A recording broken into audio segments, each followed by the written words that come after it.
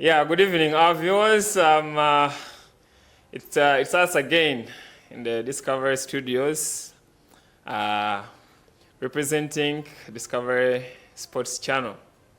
With me in the studios, I'm with Abdurrahman Chiinji, and I'm still your host, Mustafa K. Chosen, and we're here to present to you sports updates, doing rounds around the world. Abdurrahman, please say hi to our dear viewers. Yeah, our dear viewers, I want to thank you for watching us. Thank you for always trusting in us. Thank you for following our pages. Thank you for liking Discovery Sports. We shall always be here to give you the best of the sports updates. We thank Allah for that. That's great. Abdurrahman, Yes. the ongoing competitions, European competitions, Euro 2024. Yes. A lot has been happening. Many of the favorite clubs, many of the favorite teams have been eliminated since the knockout stage started. The favorites, the host, Germany, were eliminated. And yesterday, France was also eliminated by Spain. Where should we focus initially? Because if we look back at that game of Germany, the referee, Anton Taylor, didn't award. It was a controversial penalty, but he never awarded it when Cucurella handled the ball in the penalty spot, in the penalty area. Which most of the fans thought it would be awarded, and he never even gave a chance for the VAR to review for a possible penalty. Let's start from that incident. Okay. Yeah, thank you very much. The Euro has produced one of the best moments in football. Like you said, we've been watching a lot has been happening. The Kings, the Lions have been eliminated. Yeah. But from the match where Cucurella was not awarded for that handball, when I looked when I heard most of the analysts talk about the incident, they say that there's a rule that if someone's hand is being put behind his body, even if he touches the ball, the rules do not permit for the penalty to be given. However, what I blame the Euro for was not being able in such a big match to at least bring in the VAR to make a review of what had just happened and maybe to talk about it. What we saw was the match to go on as the incident had just happened. To just carry on with the play. It just carried on. They didn't give it enough attention. Because that was like the second time Cucurella handled the ball from the penalty spot. And I think the second time he handled it was a clear penalty, but that's what most of the analysts say. So they give Spain chance for that, and they say it's okay, there was nothing. But we say, since VAR came to make the best judgments in football, and not to spoil moments like this, because the German team did not complain enough. I also blame the captain. Because you know why I love Jose Mourinho? Mourinho had a situation where he told his players that if such an incident happens within my team, I beg you all, you stand up. You crowd the referee. You call the referee and ask for the VAR review because something might happen. Yes. But the Germany team handled that. Maybe they just played it cool. They expected to score goals in the future. Spain went away with it. Spain just went away with that. So I think there was need for the VAR to give out more analysis about the handling of the ball in the penalty spot in such a competitive competition. I personally read some highlight about the handball rule. And that was a statement where like when the hand makes the body bigger and the ball touches the hand, it is a straight penalty. Like it's a handball. It's a handball. It's a penalty. So in that incident, I saw Cucurella's body wide, big, because the hand was wide, like it was apart from it was away from the body. So I thought the referee had to review. This was the second incident, not the first incident. The second one, okay, where Musiala hit a shot, and then Chuchureda was trying to block, and then the ball hit his hand. So I thought the referee had to go at the VAR for review, because that was a very critical moment for both teams. Yeah. And Spain just walked away with it. Yeah. Without being penalized. Yeah, like I told you, Germany did not give in enough time to complain. There are situations in football. Since the VAR came, you never know what the referee is going to decide. You don't know what he's going to decide. He might just stand. But if you complain a lot, since there's going to be more controversies made in the situation, the referee always gets that pressure from you as a team, and at least they can go and talk to the fourth official, and they make sure that they view the referee is called upon to come and rewatch the incident, because that was a clear penalty to most of the people, just like you said, since his hand was a little bit apart from the body in the second incident, unlike the first incident. So I think Germany had to complain the more, but they expected maybe they would convert a goal in the coming minutes, something they failed, and these were moments that they regretted after this big match. But generally, that game was so interesting. Exactly. Both sides were so competitive. Yes. Yeah, they lost honorably, but apart from those incidents, Spain was just lucky to surpass Germany, the hosts. Yeah.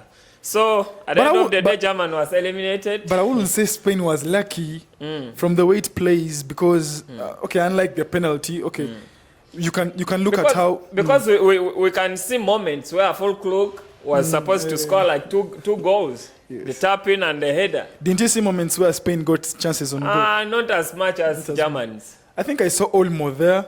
Yeah. He got some few chances to convert. Not as so clear as Germans. Yeah. Hard luck, German. Yeah, hard luck for German, the hosts. Yeah. So we had another game for France. Yeah. France, again, France was struggling to convert chances. We saw the likes of Kolo Muani was trying to do, and not until Dembele came on, as in not on the semi-finals, on the quarter-finals. Not until Dembele came on, and at the end of the day, he even won the Man of the Match award. France, because I think, I personally, I will shift the blame to the France coach, the gaffer, Didier Deschamps, because he put off Chouameni and Camavinga. They were playing really nice. They were giving the team shape, possession. They were helping the team to possess the ball and at least create more chances in the final third. But when they were put off, you saw that Kylian Mbappe struggled a bit to get those balls from the midfield. Not until Dembele was brought on the pitch. That's when the play changed. Whenever they were playing, they were putting it to Dembele, and then Dembele would try to take on the opponents. I think the problem is the gaffer, Didier Deschamps. Even on the semi-finals, he did the same thing. He didn't give them the opportunity. But he brought in Dembele first. Dembele first? I mean the midfield. Okay, in the media, yeah, true. The midfield. True because they have been playing since the tournament began on such a big stage. Why would you leave them on the bench? Okay, first and foremost, if there's one player in this Euro that I've enjoyed watching the most, I've enjoyed watching Dembele. Regardless, their elimination, I don't care. I think this boy has not been given enough credit for what he does. I mean, we lacked seeing a player in the Euro whereby he could come and entertain us. However much there's pressure of you wanting to win a match. When Dembele came in that match for the second half, you could see how he was taking down defenders. He almost took, for all the runs he made to the box of that team, he was putting defenders down. Yeah. And the only unlucky part of Dembele, I think, is with the finishing. His finishing is average. That is the problem he's got. But if you want to enjoy football, he's given us his most. And for him being the man of the match during that match, I think he deserved it. Although some people said he did not deserve it. But I think Dembele, if I compare the Dembele that's brought in the second half and the Dembele that played on the semi-final, I think it's better that he comes during the second half. Because when he comes earlier, he gets a little bit tired. When moments in the match minutes pass by, he gets exhausted. But when he comes in the 70th minute, my friend, he's going to run the pitch from the 70th minute to the 90th. He's not going to spare anyone. So I enjoyed him and I credit him for that. And France has a really good man, although he's aging. But Didier Deschamps, like you said, I also blame him for the same midfield. And there's one thing I've seen with the France squad. They do not have players who shoot back. They used to have Pogba, who, when the match decides not to be having any goal scored from the French side, he used to use his chances behind the box. He could shoot those balls and they could produce good chances of goals. Because have a match, the keeper is very good. If someone gives in a power shot, you're going to bounce the ball back, and anyone who's there, you could see by then Griezmann would put that ball inside the net or Mbappe. This is one thing I've seen with the England squad. You look at Declan Rice. I know he's not scored much in this Euro, but there's one thing I like about him. If a match goes 0-0 and England is looking for a goal, you're going to see him trying as much as he can to score outside the box. Something I've not seen the French team do. I respect N'Golo Kante. He runs the pitch, but there are cases where he has to give out his power shot. He comes to outside the box. The 40-yarders. He comes to situations where he's unmarked when his fellows have been marked enough. So he can give him these shots. But it's very unfortunate. The only shot I saw him produce during that match, it could not even pour the milk cup of a baby. So I don't blame. I blame Deschamps. So they lacked individual brilliance like that of Dembele. Exactly. From the midfield. From the midfield, you can see the game. Their style of play. They majorly focus onto the wings. You see the wings very busy, but the midfield is not attacking as such. Because now from yesterday's match, Rabiot was exhausted. Because Jesus Navas knocked him down. These are experienced players. If they take you down, you're not going to be playing the same. So Rabiot, even from the goal, I'm sorry to talk about Lamine Yamal, but Rabiot was there exhausted. So that is the French side. Because even that goal for Lamine Yamal, they needed cover from the midfield because Lamine Yamal came from this side of the flank, and then he cut inside, and then he whipped the ball and curled it to the far corner. There was supposed to be a midfielder blocking that kind of cutting inside. Okay, the thing is, the midfielders were there. But how talented this boy is, he's beyond. Trust me, I thought it was a high. Now, I want people to compare. One day you asked me about Bellingham. I respect Bellingham, but I say in some situations he's a hype. Now people can tell the real talent. The real talent here lies with Lamine Yamal. The midfielders were there to block him, but there's nothing they could do. They were there. They never blocked. Rabiot was there. But he cut them inside because you don't know what he's going to do next. You don't know his next step. Because he cut inside, it was like... You just block where the shot is going to pass. Then you wait for his next move. But he's done that. He's dodged you. He's trying to do skills. He cut inside and then he whips the ball. You don't know. Obvious. They didn't expect that. None of them expected that. Not even the goalkeeper. So these are took a lucky shot. I know Lamine Yamal took a lucky shot. Mustafa, before you bring in your Bellingham, Jude Bellingham, I respect him. Now this is the talent we are talking about. It's inborn. It's nature. It doesn't matter how much he's produced, but every time he touches the ball, you see something new. You don't know what he's going to do next. But I think that is what we are waiting on to see. But I think Lamine Yamal fans are just excited. Really?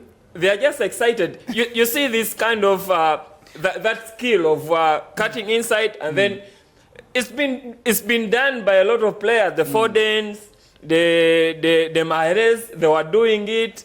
even Saka does it. Exactly. Like most of the time, he does it. So I think Lamine Yamal just took a lucky shot to the far corner, and guess what? Okay. It was a goal. Here is something. When this 16-year-old came to this pitch, 16, we're talking about 16. Yeah, he's the first to score in the knockout stage. The youngest player, and how talented he is. Much as the midfielders might suggest what he's going to do next, for example, cutting inside on his left, like Saka does, or any other player. Yeah. But still, if you look at the balls that come on the right wing when he's there, he's not going to use the same style. He's not going to cut inside. He can dodge you in any way he wants. And we've seen that. We've seen in yesterday's match, you could see the French players, they wanted to beat him now. They had suggested they begin taking him down, at least to injure this young boy to go. But there was nothing they could do to him. Okay. So he's a talent to watch, and I'm very excited to watch Spain in the final. Yeah, he's a very interesting talent, and we are waiting for how far he will go, because we've seen talents like this, and then along the way they slip or they stray or they flop or anything. Yeah. So, but what went wrong for France? Because we thought France would pose a very big performance, but unfortunately Spain dominated most of the minutes. France, what went wrong? The French team has, I think, my idol, or I'm a big fan of Kylian Mbappe. I love watching him. But in yesterday's match, truth must be told, he didn't show up. He didn't show up. He's not the Kylian Mbappe I expected to see, because when I came into that match, I thought he was going to give out his all. I don't know, someone told me that maybe it's after the injury, the nose injury that he got, that it somehow affected him, that it's not as easy as we think it is. But there were situations where he got inside the box after putting the defenders down, and he could kick all the balls up. He could not convert a single goal. So I think the French side was unlucky. The Tchouaméni that came yesterday was not the Tchouaméni that has been happening to be seen in the midfield for the previous matches. The Tchouaméni that came yesterday, if you could look at the Dani Olmo goal, he dodged him and he was nowhere to get that goal scored past Jules Koundé, who hit the ball inside the net. But the French team is not, there was, what to blame is in the midfield, like I said. They had to convert some chances from the midfield, but their playing style was majorly focusing on the wings. And the Spanish side had read their game. They knew what they were going to do next. They knew how busy Dembele was, and they knew how Mbappe as busy as he was. But the midfield was not a threat to the Spanish team. So I think that was the problem. The midfield was expected to do a lot, because the Spanish side had read their game, that they're playing from the wings. They expect Dembele to come and cut, cross balls. Then they defended well. That is why you could see, we cannot forget to talk about Cucurella producing one of his best games. And he's playing he's playing very good football. I can't wait to watch him during the finals. He's so hardworking. Very hardworking, nice passes, very composed. Regardless of his height, he's a very short man, small man, but he passes the ball. He knows how to mark players. There was a boy yesterday where I could expect Dembele, like I talked about him. He tried to dodge. He was entering the box, but Cucurella was very composed. He waited, very patient. He left one leg behind, much as he had left the scene. He was going to fall down for Dembele to pass through and score a goal, but then he a little bit waited. That was good stuff being portrayed there. By Cucurella. By Cucurella, so respect. But generally, Spain, it seems like they were ignored from the start, but now things look like they are the favorites to lift the trophy. Because when you look at the teams that are remaining to play, because England is playing today Netherlands, the winner will go to the finals, and they will meet Spain. A very hot Spain that is performing really to the top. They are really exhibiting some nice football out there. Exactly. So I think Spain at the moment, I would say there has chances for them to lift the trophy. I'll give it around 70%. chances for them to lift the Spanish? Spain, yes. Okay. Yeah, because when you look at England, they are also still struggling up until now. Yeah, Saka coming to this stage, it is Saka who was the hero of the day. What insights did you get from that game for England? Before you talk about England, I'm very sorry to say, I want to talk about the Portugal side for 1 minute. Yeah, okay. May I talk about it? Yeah. I want to talk about the incident where Cristiano Ronaldo watched this young boy miss this penalty. Joao Felix. Yeah. I expected as a leader or as someone who was comforted the other time could also move and walk to Joao Felix and comfort him and be like, this happens. Bro, I looked at Cristiano. He was not caring at all. He did not comfort this boy. He stood. Is not the same Cristiano of the last Euros. He was not the same of the last Euros. I expected for him maybe to come and comfort this young boy and say, you know what, it's okay. But he comforted Pepe. That was minutes after this boy had missed out this penalty. So the old man. The cameras were all over, and I didn't like that. I expected he could come and tell Joao Felix, stand up. It's not. It's a things happen in football. Wait for the next time. Better. Yeah. But let's go back to the question you asked. So England is having the same problems. Okay. England is having the same problems because there's not a match that England has won, and we say they've played nice football. It's like they're winning by luck. I'm sorry to say. I know people are going to say there's something Southgate, but I respect that because from the very first day, none of us expected England to perform as it's performing. We thought they could not pass through the group stages. They've managed to do that. I think they're also passing through a lot of criticism. Yeah. They've been criticized for having a very bad coach, but I see some of the decisions he's making. They're working out for him. But in today's match, we shall see after who goes to the finals. We cannot wait. But I think most people are saying Spain is going to win. And you've also joined them. You've said 70%. Yeah, but England can surprise you. England can surprise you, and England is willing to do anything for this trophy, mind you. They have been crawling their way up until this Although stage. Netherlands is also a hard team. So we shall see from what comes out of today's match. Yeah. But as for the England side, I think, like I say every day, they have to give Cole Palmer many minutes because we've seen from the matches where he comes to begin. You see the impact he makes on the football pitch. Yeah. The chances, all the games he's come on. England was demanding. England was behind. But when he gets onto the pitch, he's a game changer. There are things that happen in the match where you need someone to come and change that match for you. And Cole Palmer is that person. So England might have greater chances. You never know. But the Netherlands have also not come to play with anyone because they have talents. They have the tightest of defenses. Virgil van Dijk is there. You know how good he is. He commands the defense. So we shall see what comes out from today's match. And we shall talk more about the finals after seeing what comes out of today's match, the Netherlands versus England. But I think Netherlands is going to go through. It's going to beat England. Okay, Netherlands. By 1-0. By 1-0. That's very possible. Let's talk about a few. Let's talk about a few transfers that have been completed. Okay. There is that transfer of Michael Olise to Bayern Munich. It's a done deal. Yeah, it's a done deal. Okay. 55 million euros. Okay. Plus add-ons. Okay. That was his market value. But his release clause was 53 million euros.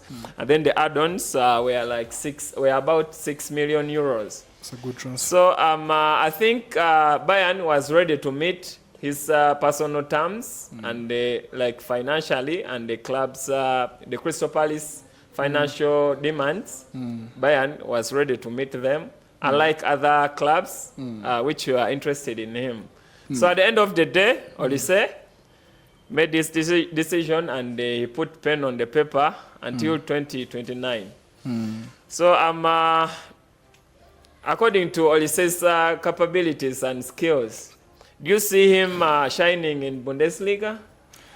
Yeah, this is first of all, it's no player on earth wouldn't like to join a team as Bayern at any one chance, because it's come on one of the best teams in the world.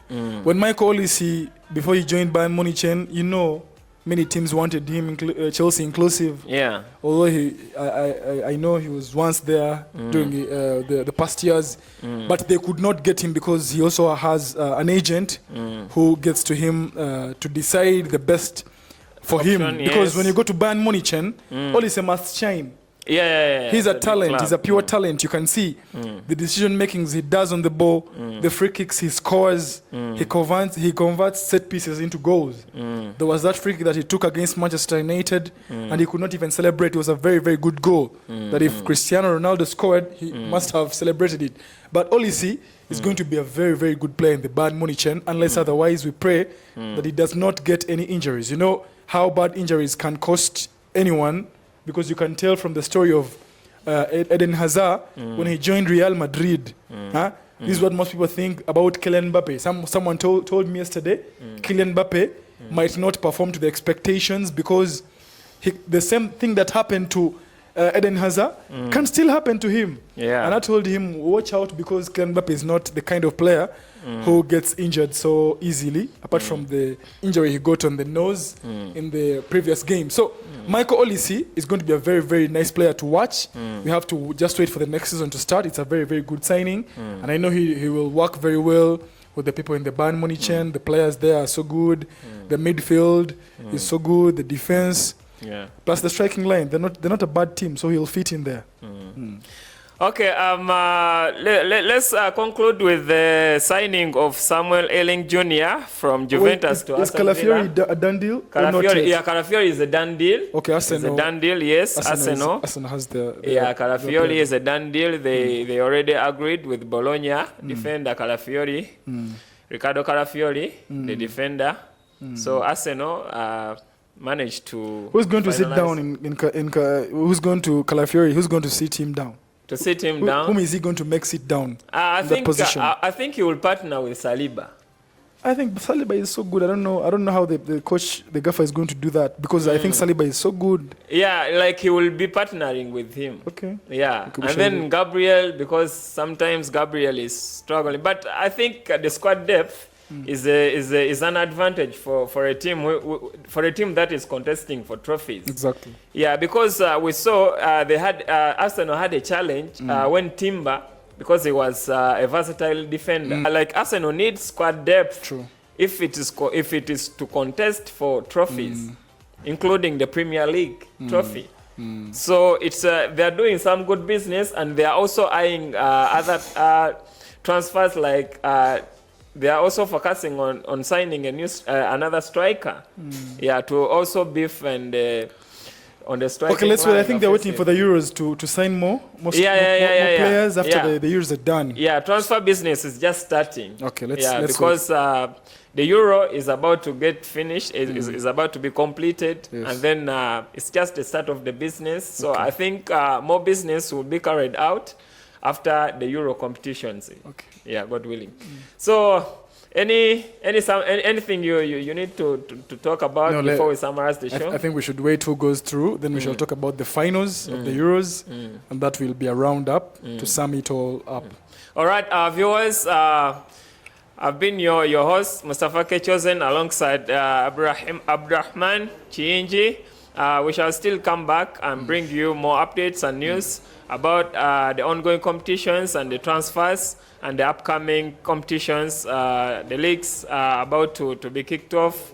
The transfers will still be run. So stay tuned and keep following us. Thank you.